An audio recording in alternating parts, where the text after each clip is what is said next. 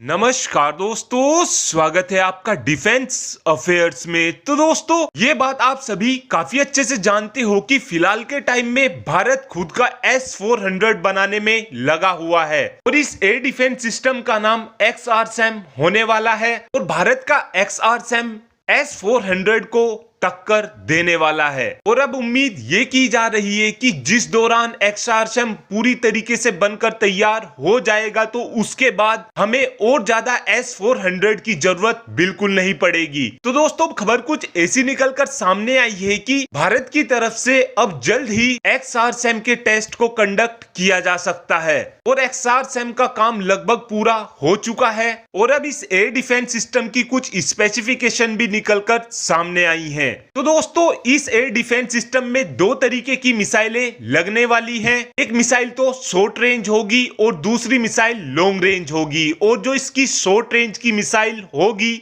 उस मिसाइल का नाम ERSAM होने वाला है और ERSAM मिसाइल की मारक क्षमता 150 किलोमीटर होने वाली है और इस एयर डिफेंस सिस्टम की लॉन्ग रेंज की मिसाइल का नाम XRSAM होने वाला है और इस मिसाइल की मारक क्षमता 350 किलोमीटर होने वाली है और आने वाले टाइम में इस एयर डिफेंस सिस्टम की मदद से दुश्मन देशों के fighter jet, drone, missile, cruise missile और बैलिस्टिक मिसाइल को काफी इजीली ही हवा में खत्म किया जा सकता है। और दोस्तों, आपको बता दें कि आने वाले टाइम में भारत इन मिसाइलों की रेंज को और ज्यादा भी बढ़ा सकता है, जिस वजह से XRSAM की मारक क्षमता और ज्यादा बढ़ जाएगी। और दोस्तों, आपको बता दें कि किसी भी एयर डिफेंस सिस्टम को बनाने के लिए 4 कंपोनेंट बहुत ही ज्यादा इंपॉर्टेंट होते हैं। किसी भी एयर डिफेंस सिस्टम का जो सबसे मेन पार्ट होता है वो उसका सर्विलेंस रडार होता है और सर्विलेंस रडार की मदद से दुश्मन देशों के टारगेट को डिटेक्ट किया जाता है और उसके बाद सर्विलांस रडार टारगेट को फायर कंट्रोल रडार के पास भेजता है और जैसे ही इंफॉर्मेशन फायर कंट्रोल रडार के पास आती है तो उसके बाद ये इंफॉर्मेशन सीधे ही मिसाइल लॉन्चर तक पहुंचती है और उसके बाद मिसाइल लॉन्चर टारगेट को हिट करने के लिए मिसाइलों को फायर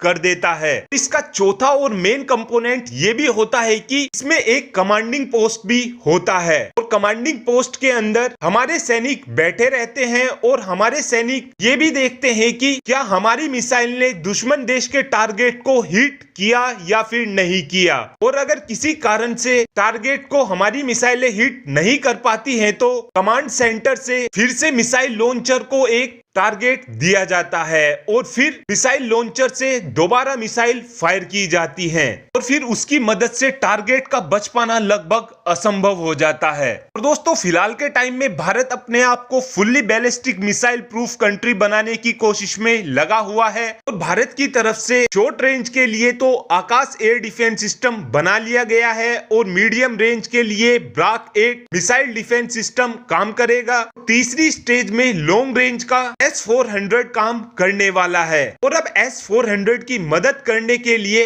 XRSAM भी जल्द ही आने वाला है। और दोस्तों, ये बात आप सभी काफी अच्छे से जानते हो कि भारत ने S-400 को खरीदा है और भारत ने रशिया से करीब 5 रेजिमेंट S-400 की खरीदी हैं। और दोस्तों, एक रेजिमेंट में 2 बैटरी होती हैं और एक बैटरी के अंदर 4 मिसाइल लॉन्चर होते हैं और 2 मिसाइल के और एक बैटरी में 16 मिसाइलें लगी होती हैं। तो दोस्तों, आप एक S-400 की रेजिमेंट के थ्रू एक बार में 32 मिसाइलों को फायर कर सकते हैं और भारत ने ऐसी 5 रेजिमेंट ली हैं और इस बात से आप समझ ही सकते हैं कि फिलहाल के टाइम में अगर दुश्मन देश की 160 मिसाइलें भारत को हिट करने के लिए आती हैं तो फिलहाल के टाइम में भारत 160 मिसाइलों को हिट करने में पूरी तरीके से सक्षम होगा। और इसी के साथ साथ आपको बता दें कि 5 रेजिमेंट S-400 की होने के बाद भी भारत ने 1000 S-400 की मिसाइलें भी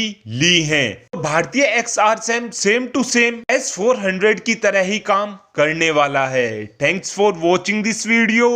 हैव अ गुड डे।